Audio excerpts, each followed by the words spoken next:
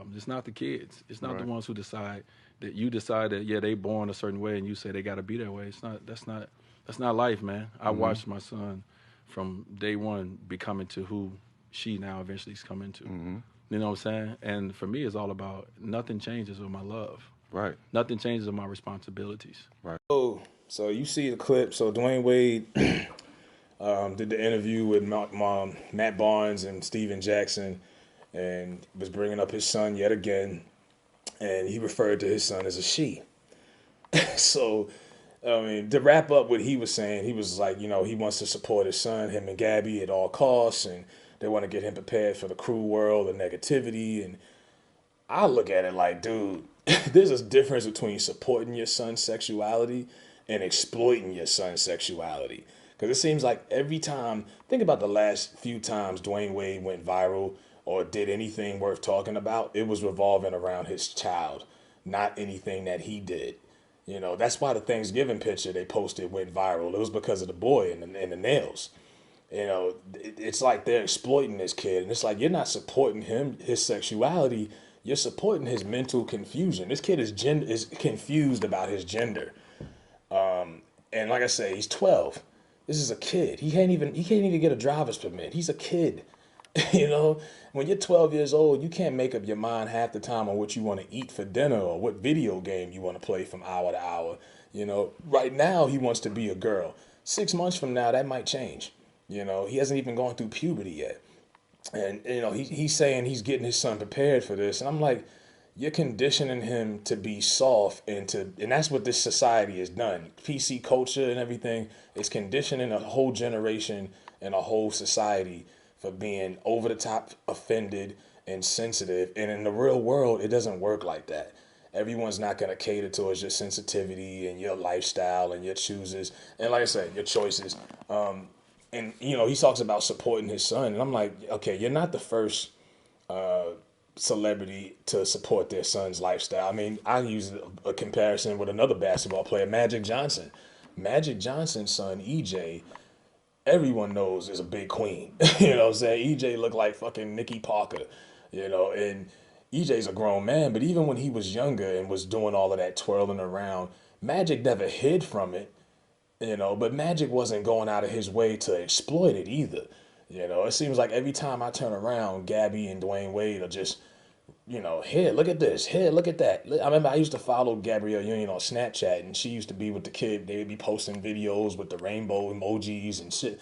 It's like there's some agenda here. And I know a lot of people don't want to hear that, but, I think there's a payoff. And I'm not talking about an interview with Matt Barnes and Steven Jackson. I'm talking some big shit like Oprah, sit down with Oprah, sit down with Larry King, Dr. Phil, maybe Red Table Talk with Jada. I could see a fucking reality show coming out of this.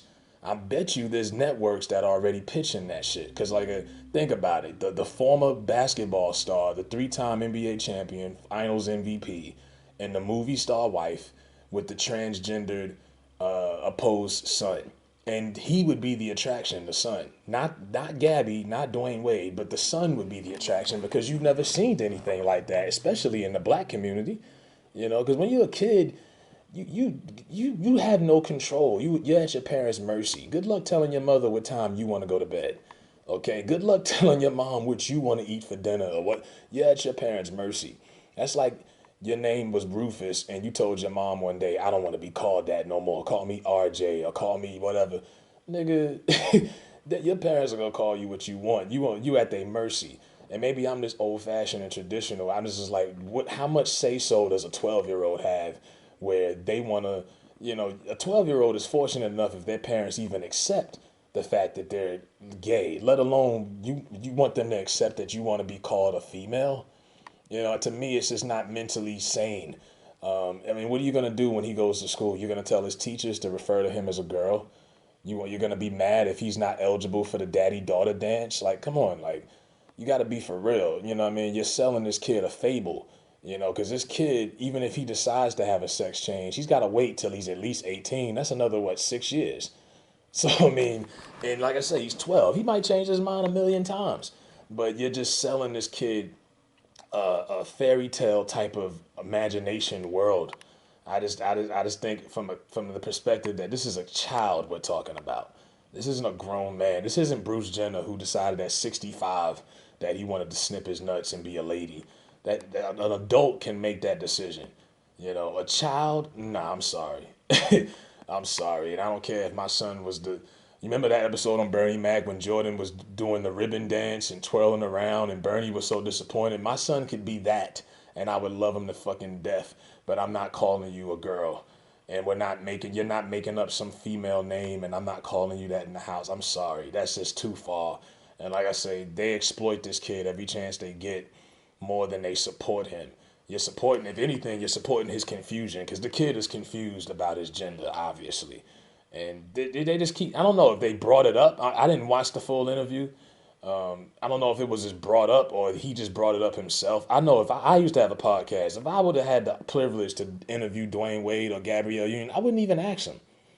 I would be more, interested in his career because I'm a basketball fan, I'm a Mavs fan. I hated D Wade when they beat us.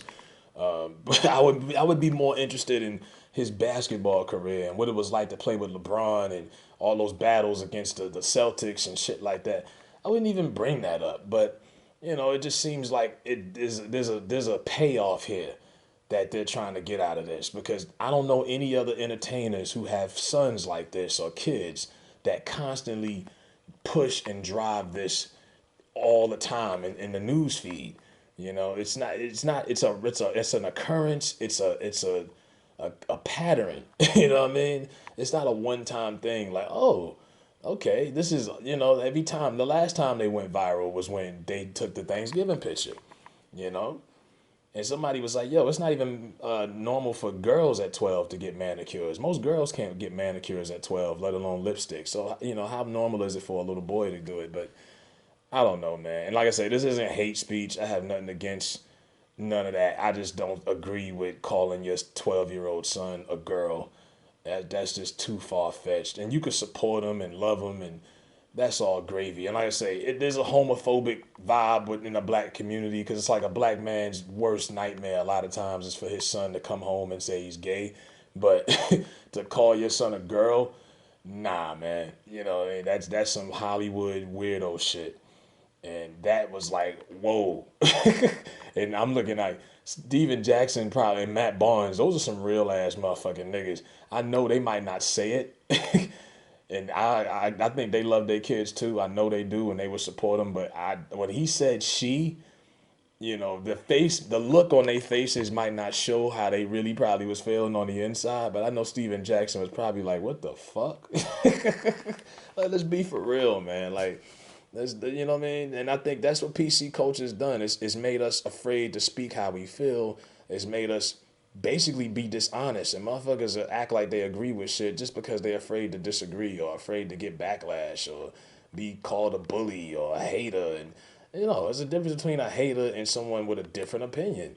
You're taking away people's freedom of speech because we're supposed to agree with everything and everybody does. No, that's not healthy. You know what I mean? If everyone thought the same politically correctly or whatever, it would be a pretty fucking boring world. So, it is what it is, man. Take it however the fuck you want to take it.